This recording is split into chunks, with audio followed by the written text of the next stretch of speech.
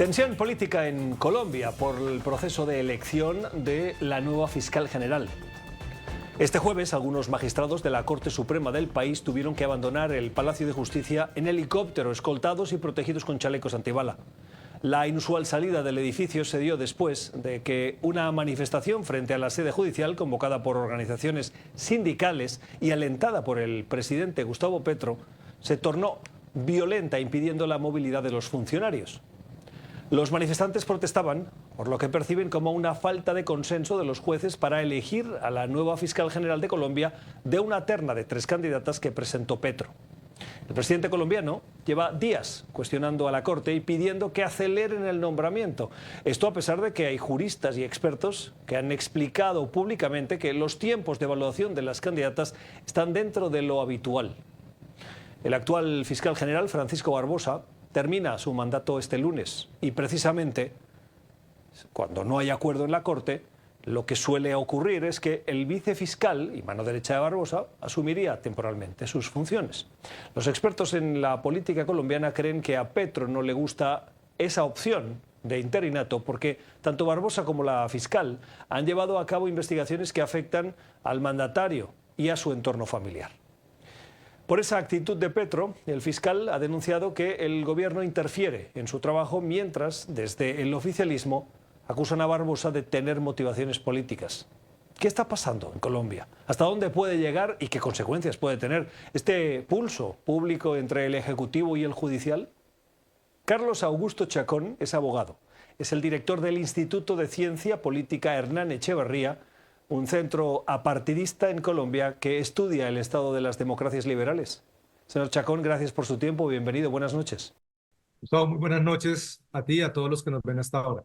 Estábamos con el equipo revisando procesos de selección de ternas presidenciales presentadas a los magistrados en el pasado. Y en 2010, 16 meses se tomaron los magistrados y 16 rondas de votaciones. En 2012, 8 meses, 11 rondas. 2016, 4 meses, 4 rondas.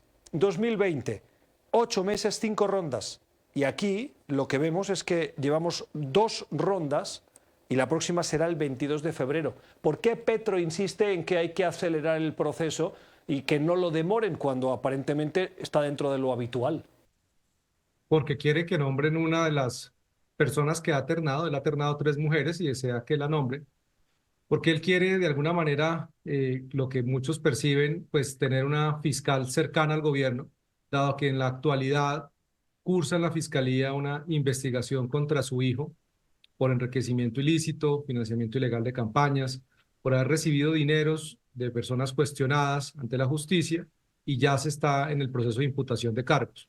Y pues por supuesto se espera que estas investigaciones lleguen a fondo porque, como lo mencioné, se ha hablado de financiación irregular e ilegal de la campaña presidencial.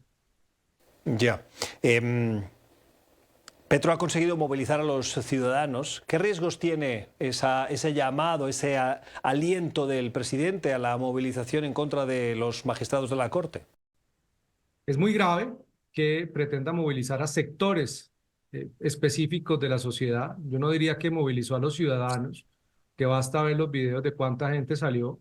En realidad movilizó especialmente a un sindicato, el sindicato de maestros, uno de los involucrados, una organización involucrada en esta financiación irregular de la campaña presidencial, y lo que llevó es a que precisamente se generara una tensión, un bloqueo al Palacio de Justicia, pretendiendo amedrentar a los magistrados para que tomaran una decisión. Como usted lo ha dicho, es natural que la Corte se tome el tiempo necesario para escoger el fiscal que cumpla con los requisitos.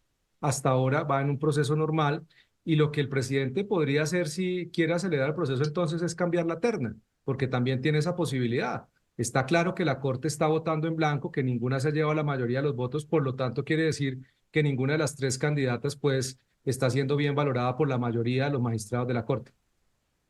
¿Son competentes? ¿Tienen las condiciones, las presentadas por el presidente Petro para ser fiscal general? Seguramente sí, pero hay muchas más cuestiones de fondo que la Corte valora para estos cargos. Pues se necesita, por supuesto, un fiscal o una fiscal absolutamente independiente que garantice que no va a estar de alguna manera vinculada al Poder Ejecutivo, al presidente Petro, ni a ningún presidente, ni a ningún poder político en específico. Entonces la Corte se toma el tiempo necesario para evaluar las hojas de vida, la trayectoria y la posición de los candidatos frente a distintos temas que tienen que ver específicamente con las funciones que cumple la Fiscalía en Colombia. Pero el perfil de los candidatos es conocido. ¿Por qué es necesario que haya tantas rondas de votación para escoger de una terna de 3? Entendería que se fueran haciendo, como pasa en muchos procesos de selección, incluso de jurados internacionales, votaciones para ir descartando. Pero frente a 3 candidatas, ¿tan complicado es escoger a una de las 3? Pues siempre ha sido complicado, por eso han habido varias rondas y se han tomado muchos meses la Corte Constitucional, porque tiene que tener mayoría y hasta no lograr, es decir, hasta que no se convenzan a los otros magistrados de que efectivamente una de las candidatas pues es la persona idónea, pues no podrán elegirla. Van varias de esas votaciones que la votación en blanco le gana a las 3 candidatas en conjunto, es decir, ninguna de las 3 candidatas en criterio de sus electores, que son los magistrados, cumple los requisitos.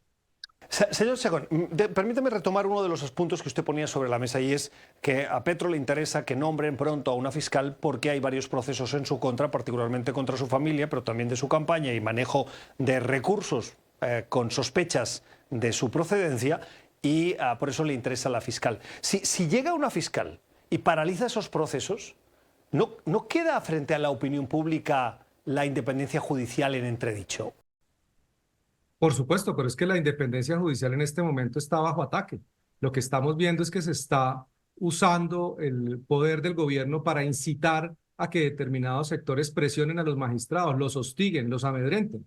Si eso es ahora, que no han elegido el fiscal, ¿qué será una vez elijan el fiscal? ¿Qué estarán en disposición de hacer para lograr sus objetivos? Aquí necesitamos que haya separación e independencia de poderes y que se garantice que quien sea el fiscal va a llegar hasta el final de los procesos, llevando a la justicia a los responsables para que sean sancionados como corresponde. Claro, pero entonces aquí permítame hacer de abogado del diablo. Si a Petro le interesa eso, forzando y alentando esas movilizaciones, queda él en evidencia de que realmente está buscando acelerar eso para conseguir ese propósito. ¿No hubiera sido más inteligente por parte de Petro no hacer ruido, permitir que nombre la fiscal, porque lo van a tener que hacer, y una vez nombrada esta, que tomase esa decisión y Petro quedar como el que ha sido la fiscal la que lo ha hecho y yo no he hecho nada?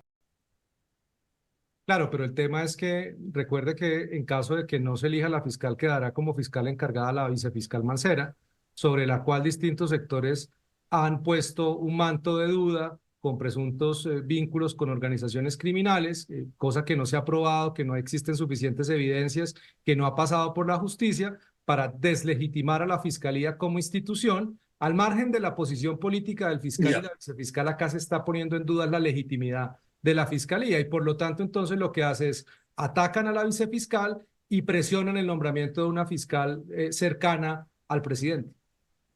Ya. ¿Cuánto puede influir el hecho de que consigan el nombramiento pronto? Es decir, los procesos judiciales de las causas que afectan al presidente o a su entorno familiar están tan cerca de ser presentados frente a un tribunal, de concluir esas investigaciones, tanto como para que Petro tenga urgencia, para que pueda presionar, controlarlos con una fiscal de bolsillo, por decirlo en unos términos coloquiales? Pues en el caso del hijo del presidente ya está en imputación de cargos, ya está bastante avanzado el proceso, pero pues faltan más procesos y obviamente además en Colombia estamos enfrentando muchos desafíos, no solamente respecto al círculo cercano del presidente, sino que en este momento está en investigación, sino hay muchos hechos que siguen investigándose, como lo de la señora Laura Sarabia, quien mandó a la niñera a que se usaran el polígrafo contra ella porque se perdió una plata, las declaraciones de Armando Benedetti que constan en un WhatsApp que se hizo público, donde habla de una financiación ilegal de la campaña. El señor Benedetti ha sido nombrado embajador ante la FAO. Es decir, hay varios hechos que tiene que investigar la Fiscalía muy pronto porque hay presuntos delitos que se están cometiendo y que por lo tanto los colombianos esperamos la justicia actúe pronto. Oiga, Petro acusa al fiscal Barbosa de tener motivación política. Es evidente que Barbosa y Petro están como mínimo en las antípodas ideológicas y que no hay sintonía personal ni política, ¿no? ¿Cuánta razón puede tener Petro en cuanto a esa deseada independencia judicial por el comportamiento, las decisiones adoptadas por el fiscal Barbosa hasta ahora? Pues la justicia colombiana está haciendo un esfuerzo, indudablemente, pues el fiscal ha hecho pronunciamientos que para algunos sectores son cuestionables porque no correspondería a él, teniendo la investigadura de fiscal de la General de la Nación, hacerlas, pero eso no quita que la fiscalía como institución tenga que actuar, que son dos cosas que hay que saber diferenciar. Se está pegando de eso para atacar la credibilidad de la fiscalía. Entiendo. Estas presiones, sin saberlo, podrían estar provocando la reacción de enojo por parte de los magistrados que tienen que elegir en esa terna.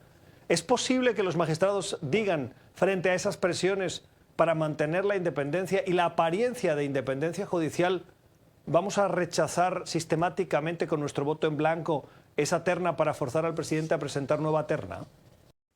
No lo sabría decir. Lo que es cierto es que el presidente tendrá que ver si va a seguir esperando y no cambia la terna. La Corte se tomará su tiempo. Lo que preocupa aquí es que el presidente y sectores cercanos al presidente han mencionado que estarán permanentemente movilizándose para presionar a la Corte para que elija una fiscal. Esto es inaceptable. Es que es inaceptable que desde el Ejecutivo, desde el gobierno y desde sus sectores políticos afines se promueva que la gente se movilice para que los magistrados tomen una decisión. Eso abiertamente rompe la independencia de las decisiones judiciales, atenta contra la estabilidad democrática y, por supuesto, es una violación al principio de separación de poderes. Termino. El interinato que se abriría a partir del lunes, con el final del periodo de Barbosa y la asunción, si no cambia nada, de la vicefiscal, ¿cuánto se puede prolongar en el tiempo? Pueden ser meses. Hasta ahora la votación muestra que sigue el voto en blanco ganando. No hay ninguna de las candidatas que muestre tener una tendencia a obtener la mayoría de los votos. Así que no sabemos. Pueden ser muchos meses los que pasen hasta que la Corte decida elegir o hasta que el presidente decida cambiar la terna. Carlos Augusto Chacón es abogado, es el director del Instituto de Ciencia Política Hernán Echevarría de Colombia.